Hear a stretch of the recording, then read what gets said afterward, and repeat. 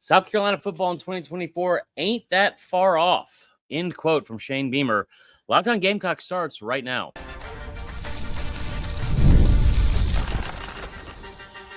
You are Locked On Gamecocks, your daily podcast on the South Carolina Gamecocks, part of the Locked On Podcast Network, your team every day. What's up, guys? Welcome into Locked On Gamecocks. I am your host, Chris Marler. It is fantastic to have you along. Thank you for making Locked On Gamecocks your first listen each and every day. Shout out to our everydayers. We are a free and available podcast wherever you get your podcasts on any platform, as well as YouTube, per the Locked On Podcast Network, your team every day. Today's episode is brought to you by our good friends at Game Time. You've heard me talk about them before. They are fantastic. They are the answer to any of your ticket needs or question. Download the Game Time app, create an account, use the code LOCKEDONCollege, all one word, all caps, for $20 off your first purchase. Terms apply, but let's jump into it. SEC Media Day started today. And we had a lot that was said from head coach Shane Beamer. Listen, we're not really battling the elements, but it's kind of nice out. I decided to do this on the back patio today. You might hear a few birds chirping. Hopefully that makes your day even merrier than it already is. Probably going to hear my dog Pepper barking in the background, but whatever. We have a lot to get to, and a lot that was said from day one under Shane Beamer. I thought it was interesting that in a arena where you have a ton of opportunities for coach speak, and it's something we see every single year.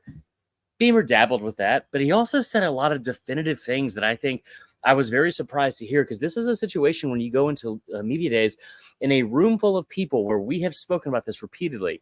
It's not like the narrative for South Carolina has been something that's been overly great or overly positive looking into the 2024 season. Beamer went in there and said a lot of things I thought that were very definitive about his football team and about the expectations to win in South Carolina. One of them being, and it was a quote that he said, and it was on the heels of Nick Saban saying it before they took the podium, which was actually, I think equally as positive. A little bit shocking is the word I originally wanted to go to, but also positive is what we should say. I thought it was really impressive that he came up and he said, listen, we ain't far off. That was one of the first things he said that really jumped out to me. He's like, we ain't that far off. And you heard Saban speaking about it as Beamer made his way to the podium. And you look at some of the areas where they were, I'd say, deficient and inefficient in a year ago. Offensive line, defensive line, areas with on offense. And then also some of these very close games that South Carolina lost, that those are winnable games. Year over year, you don't lose traditionally a ton of close games year over year, not unless you're like Nebraska under Scott Frost. You don't see teams lose a ton of one-score games from year in to year out. And I thought that was really impressive, because it felt like, and maybe this is because I've got my garnet and black shades on here, but it felt like it was a little bit more than just saying it as, hey, I'm going to be positive about my team, rah, I'm going to be a sunshine pumper for the fan base or whatever. It felt like it was pretty real. And I enjoyed seeing Beamer go up there with conviction and saying things that it felt like there was actual weight behind, instead of, like he flat out, I don't want to say he called out the media, but he said he fully expects when they come out with these, media day predictions on Thursday, that he expects South Carolina to be 14th, 15th, or 16th. And that's kind of where they seem to be every year, according to the media. I think the disrespect that South Carolina gets year in and year out, I think it's come to a little bit of a boiling point with Beamer going into year 4. And he gets where he's at with the 5-7 ranking, or 5-7 season a year ago. But I also think the fact that he's aware, listen, like we ain't far off. And one of the things he also said, I'm going through my notes here, that I thought was really impressive. He was talking about Debo Williams and some of the leadership from the South Carolina team from last year going into this year with the offseason. You saw this video. I don't know if hopefully you guys saw it, because it was really, really well put together. Justin King, there's not a better video editor, producer, whatever you want to say, in the country than what they have at South Carolina. And they put together this video about how, hey, here's like what we're working for now that we have no bowl game to go to. And you saw Beamer speak about it in the video, and he said, turn the cameras off. They didn't. Turn the cameras off. This should piss you off. If you are okay with having an earlier or a longer winter break and you don't get to go to a bowl game, there's no room for you here. And I think one of the things he said today at the podium was, listen, there are no ceilings at South Carolina. That's something that I have even done a poor job of really illustrating and conveying, because that's not really been my perception of where the program's been. And that's good to be wrong on my end. Like to hear Beamer say there is no ceiling at the University of South Carolina. Like we expect, it is not good enough to make a bowl game. That's something we've said over and over and over again. Like, your first goal from a winning standpoint this season needs to be getting to 6 wins and getting to a bowl game. Sure. But the goals for the program are not to make a bowl game. The goals for the program, as illustrated and said by Shane Beamer today, are they want to be in the mix for that 12 team and then next year 14 team college football playoff every single year. And that is the expectation. That is where they want to be. That is where they demand to be. And that's where they expect to be. I thought that was great. That was great to hear. He said a lot of other interesting things. I thought that some of the things that stood out to me, some of the things that we highlighted, and the entire episode, we will just talk about what was said today. We'll probably focus on this for multiple days at a time. We got our good buddy, Chris Gordy, who is in Dallas at Media Days, who's got several interviews with, I know he had one today with Luke Doty. He'll probably pass some of those along this week. And we'll go through those. We'll also talk to Gordy and see what his feeling was from Locked On SEC about what he saw on day one, because, Beamer going second, it felt like I thought he did a really good job of commanding the room, but there's a lot to digest here. There's a lot to unpack. And there's also a lot of stuff that went on in the room that obviously, me being in Lexington, South Carolina still, I did not get to see firsthand since I was not at Media Days for the first time in 6 years. So I think that the other stuff that stood out to me, he made a comment about the roster. And you talk about, like, one of the things that I really think is important is veteran leadership, like veteran, like stability. And what I mean by stability is, like, you don't have a ton of new people. You saw how that worked for Colorado last year. You brought in like 80 new players or 60 something new players from the portal. I don't think that's a recipe for success. I don't think that's a recipe for things to be necessarily great in the offseason. That is not something you've had at South Carolina. And it's something that, I think Brooks Austin brought up a good point in one of his questions. It was like, this is the first year you've brought in more players from the portal than you have high school recruits, but that is not by design. And I think that when you look at South Carolina, like from like the roster standpoint, there's two things that he said that really stood out to me. One, you have 20 plus players, over 20 guys that are on this year's roster that are entering year 5 or more at South Carolina. That COVID year that a lot of kids have had, I think that's I'm not saying it's right or wrong. It's weird seeing people that have been, in a, this is the boss texting me right now. So it's weird seeing people like Stetson Bennett was in college for like 11 years. We've seen other guys that have had like similar situations, but I do think that like that veteran leadership, I mean, those are grown men. Those are grown men on your roster. And I think that having 20 or more of them, and you've seen a couple of them sprinkled across the offensive line, especially, that I think are really important. There's also some people that you have on the offensive line. He brought up guys with starting like experience at multiple positions, being able to have like I just, that was such a huge deficient part of your roster and your team a year ago, really the last several years, if we're being honest with ourselves. And it felt like it just feels like going into this year. We've touched on it before. I don't mean to get sidetracked, but the ADHD will always take over. It feels like with the offensive line this year, we talked about it on one of the first shows that I did for Locked On Gamecocks, which was two position units that were like weaknesses before could be strengths. Offensive line continues to kind of feel that way. But he said that. And then the other thing was this. They were talking about the recruiting class that he brought in. And we've gone over some of the recruiting classes and where they need to rank. Now, according to ESPN, which in my opinion, outside of Rivals, is probably the least reliable one. But regardless, like, you have ranked in the top 23 years in a row in the ESPN team rankings. And that's the number we keep going to, right, guys? Like, it's like, want to be inside the top 20. Like, have to be inside the top 20. 28 is fine for right now because it's July.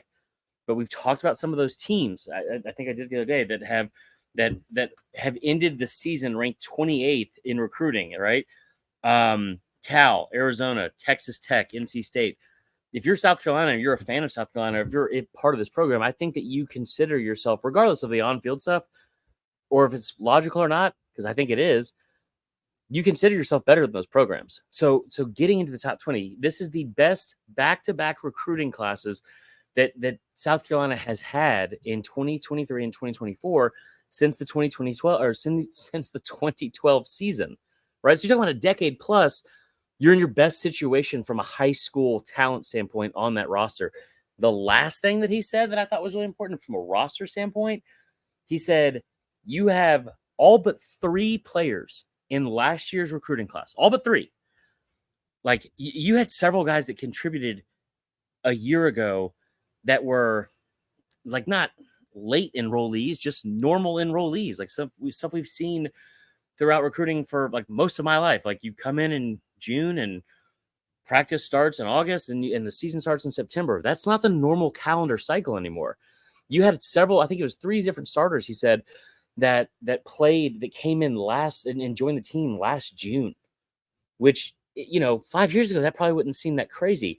You fast forward to now, all but 3 players in that recruiting class, all but 3 went through spring ball. That is huge for a group trying to find its identity, for one, trying to find stability, and trying to get a roster to glue together, especially with this year's influx of talent coming from the transfer portal. More than high school players, more players in the portal than high school players this year. I think that is a massive, massive thing to have in your back pocket if you're Shane Beamer going into the year. Listen, we have a ton to get to. I am very excited. I thought it was a fantastic job to start Media Days. So we will talk more about that in segment 2 and segment 3. Get to any of your questions. Make sure you submit any of them as well. So coming up in segment 2, make sure you stick around because we will talk about more from what Beamer said at the podium and also off the podium. I thought he had some good comments there. But first, want to tell you about our good friends today at eBay Motors. Now, eBay Motors, passion, drive, and patience, the formula for winning championships, is also what keeps your ride or die alive. Literally, your ride or die. eBay Motors has everything you need to maintain your vehicle and level it up to peak performance, superchargers, roof racks, exhaust kits, LED headlights, and more. Whether you're into speed, power, or style, eBay Motors has you covered with over 122 million parts. For your number one ride or die, you will always find exactly what you're looking for. And with eBay Guaranteed Fit, your part is guaranteed to fit your ride every time or your money back. Because with eBay Motors, you're burning rubber, not cash. With all the parts you need at the prices you want, it's easy to make your car the MVP and bring home huge wins. Keep your ride or die alive at ebaymotors.com. Eligible items only. All right, that is all for segment 1. We will be back with segment 2. Make sure you guys stick around. We have plenty, including some more good news that I just got from our good friends out in Dallas as well. So make sure you stick around for that.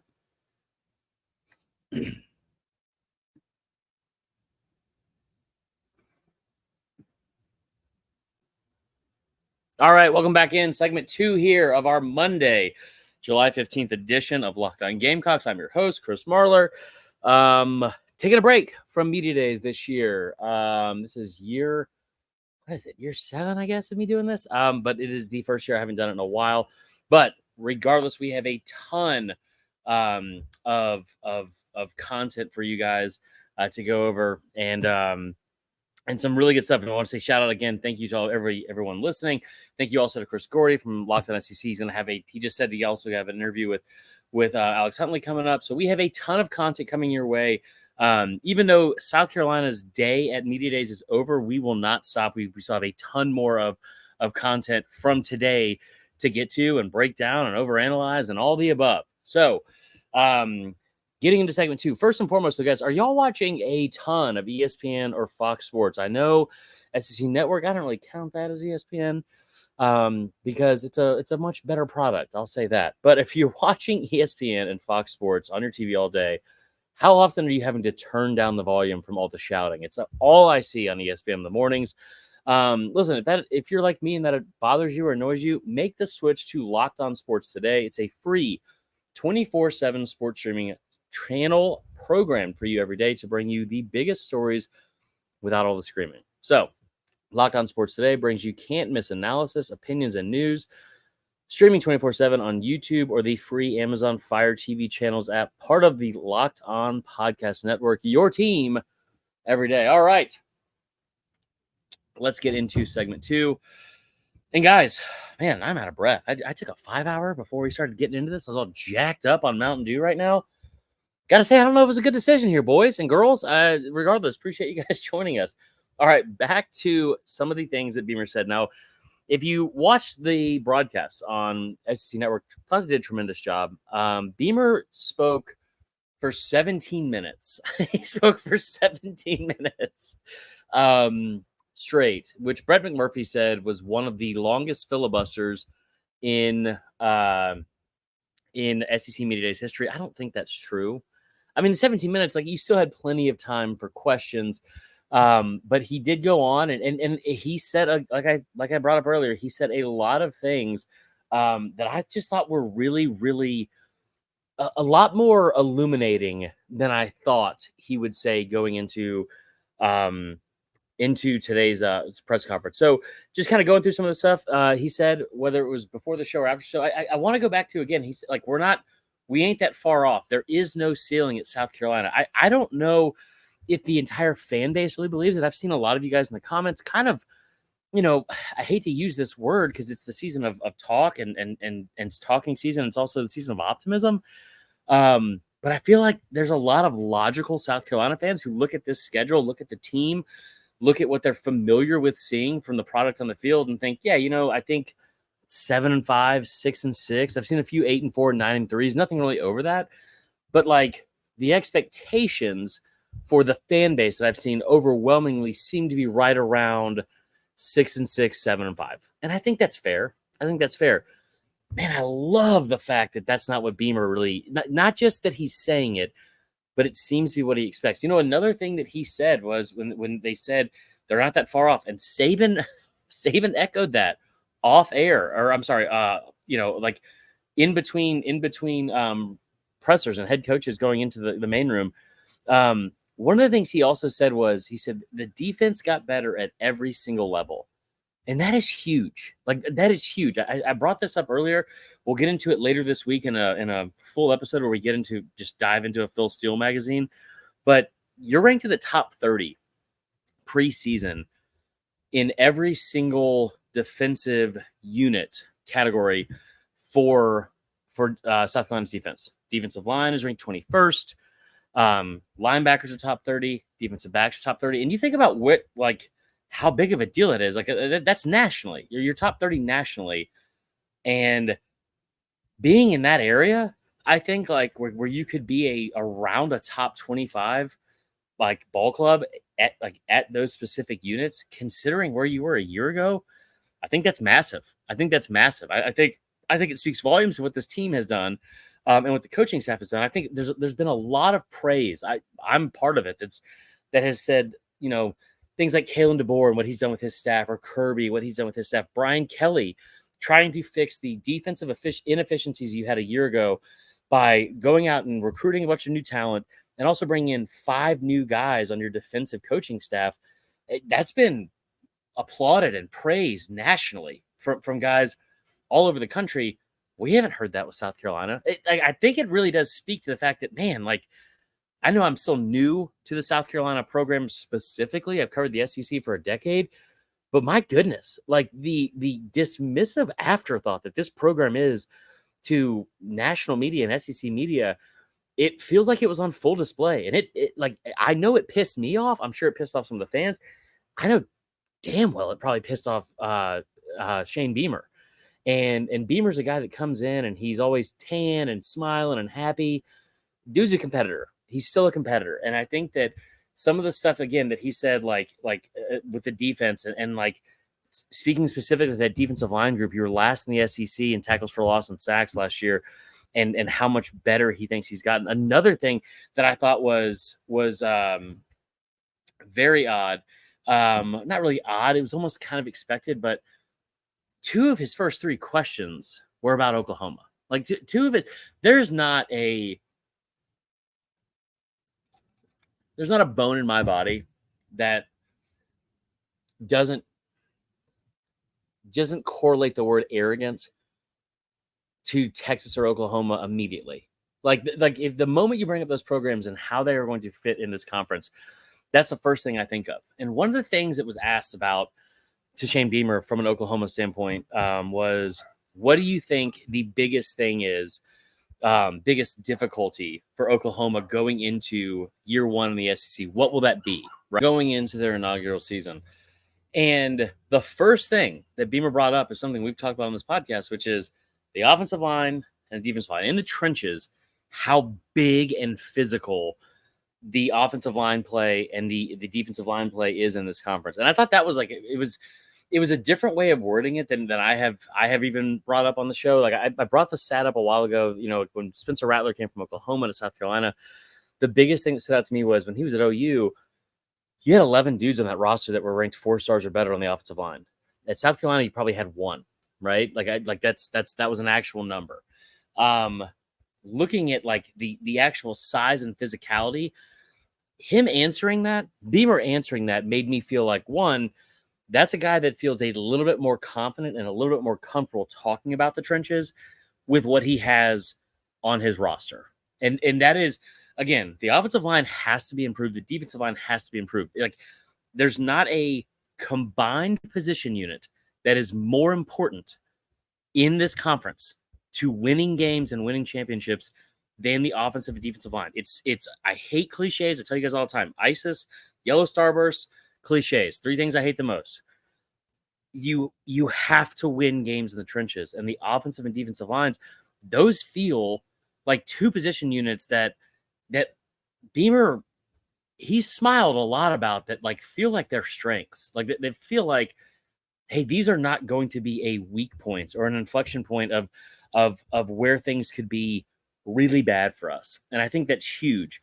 The other thing that he said that I thought was so interesting is stadiums. And like, there's really not a fan base in this conference that I think that reacts more like Georgia fans when they get called out by Kirby, like, hey, I need you guys there to be loud, or blah, blah, blah.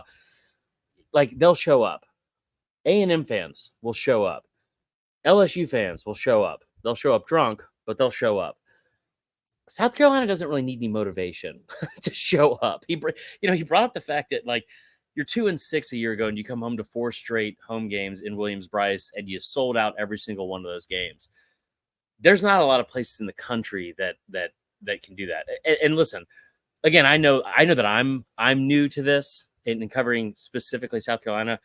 I've covered college football for a decade. I hope you guys know how unique that is, because it really is. And it really is a huge strength for this program. And looking at like what he said specifically, it's not just the fact that, oh yeah, you got to play a higher talent going in and week out. You're also going to have to go into different environments that, like, dude, this ain't Baylor. This ain't Lubbock. This ain't Fort Worth.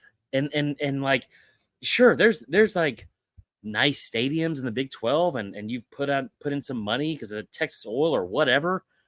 But dude, this ain't Lawrence, Kansas. Like, you don't get a week off in the SEC. And I think that what he said specifically, the stadiums, week in and week out, and you going into 80, 90, 100,000 seat stadiums, you're not going to get a week off, especially in year one. I thought that was something that really stood out from Beamer, just because, like the cliche, which he did touch on, is, oh yeah, best conference in football and won all these national titles and coaches and whatever. The stadium environments, and like, listen, here's the thing. If you're South Carolina, you might not have like a roster that's built like Georgia or Bama or LSU in the trenches. You might not have, like, this is not an offense to Saban or the staff that Beamer, or I'm sorry, not an offense to Beamer, the staff that he's built. You don't have Saban or like, Saban some of those years where he had like Kiffin and Kirby on the sideline. So you don't have that here. You know what you do have is one of the best environments and one of the most difficult environments in the country to play in. And I just think, I know you got to go to OU this year. You don't get them at home, but that is such a rude awakening for other teams.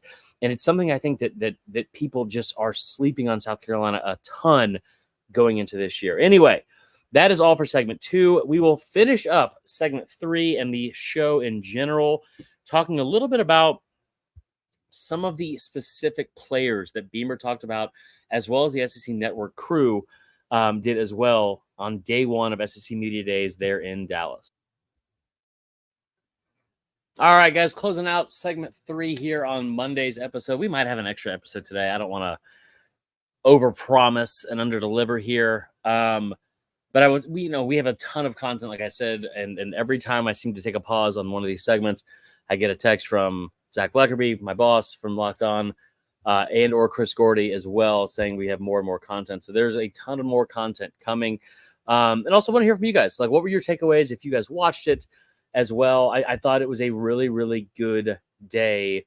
Day 1. Now, I'll tell you what, the thing that I miss most from Media Days this year and being at home watching it, because like you can watch it from home and see Beamer talk. You can get all the speculation and breaking down of whatever from like analysts, and now Saban is an analyst and a part of the media and all that good stuff. You can do that all from home.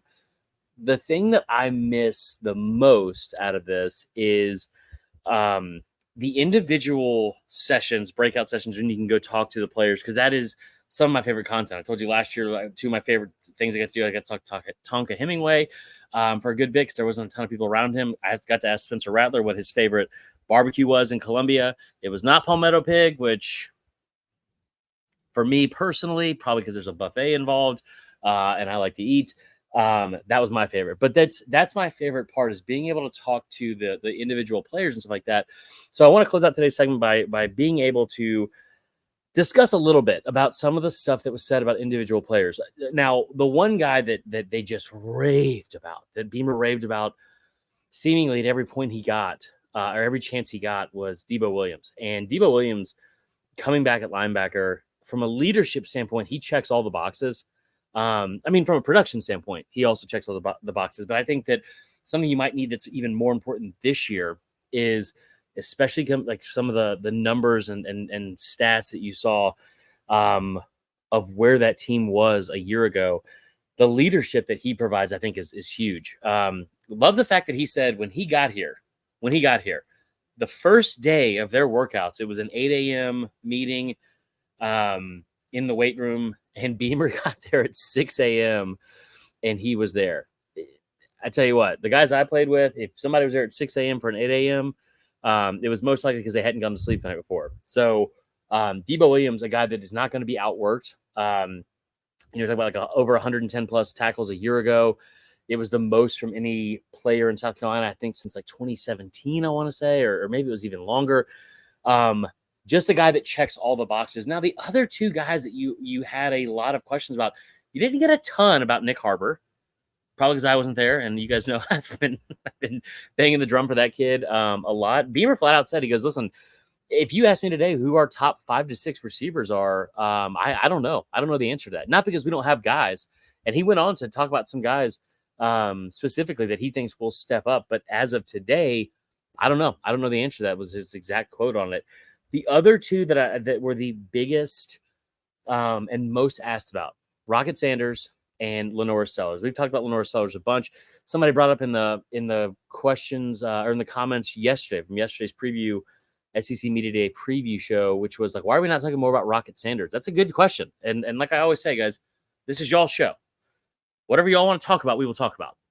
And Rocket Sanders is a guy that I think part of the reason we haven't talked about him a ton is because like there's a ton of question marks around him. There's a ton of question marks around how good he can be from last year to this year. And I have my own concerns strictly because of the fact that we've seen the offensive line and what they've been. Like, you don't want to sit there and be like, you know what? It's copy paste from Fayetteville to Columbia. He was an all SEC running back there. He had, that tremendous 2022 season. And Beamer even said, he goes, you talk about 2022, the 2 best running backs in the league were Quinshawn Judkins and Rocket Sanders. Now one of those dudes is playing for Ohio State. The other is in your backfield in Columbia. It opens some holes for him. I think that's one reason why. The other reason why is like you're coming off injury. Like, what are we looking at going into this year with? Is it the same player? Is it close to the same player we saw in 2022? Because if there's a Jekyll Hyde version, and it's largely because of his injuries in 2023, you're hoping it's the Jekyll version, right? The 2022 version. I think that the production he had, I don't want to say it's something that will be replicated, but he can do it, right? Then you talk about the work he's put in. He's down 22 pounds. He's down 6% of his body fat. He stayed in Columbia in May. One of the best things I heard from Beamer today. He stayed in Columbia in May, which was not mandatory. They'd be back in June for summer workouts.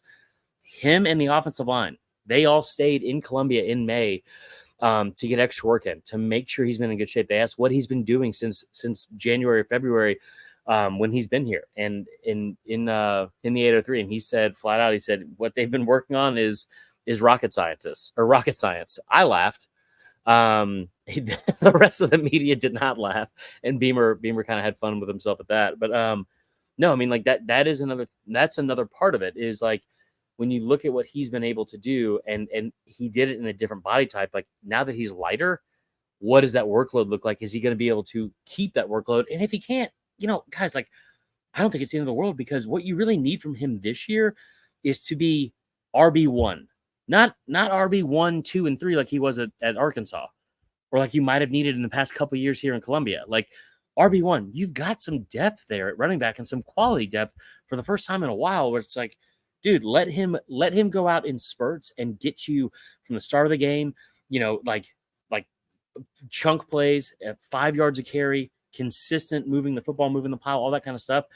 And then here's the other thing. When you get to the fourth quarter, and this is something I'm really excited about, we'll dive into this more later this week, but there is a world where I wouldn't say alternate universe. There's a world that we could live in at South Carolina this year, where when you talk about the fourth quarter, you're able to give Rocket Sanders some like, give him a breather, give him a beat, let him come out, not have to carry a huge workload second and third quarter type situations.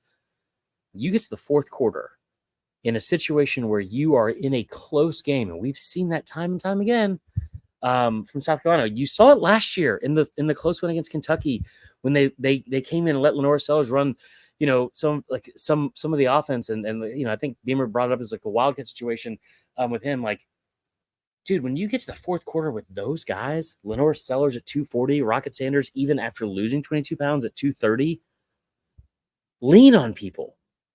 Like I guarantee you, if you are able to whip people up front, they are not going to want to tackle you for 60 effing minutes. And that's, I think, where you need to be if you're South Carolina this year, or one of the places you need to be, because if you have Lenore Sellers, I didn't realize until today that Robbie Ashford is also 240 pounds, but Lenore Sellers at 6'3", 240, Rocket Sanders at I believe 6'1", but either way, 230, moving piles, leaning on people late in games. That is a recipe for success that we have seen time and time again in the SEC and all over college football.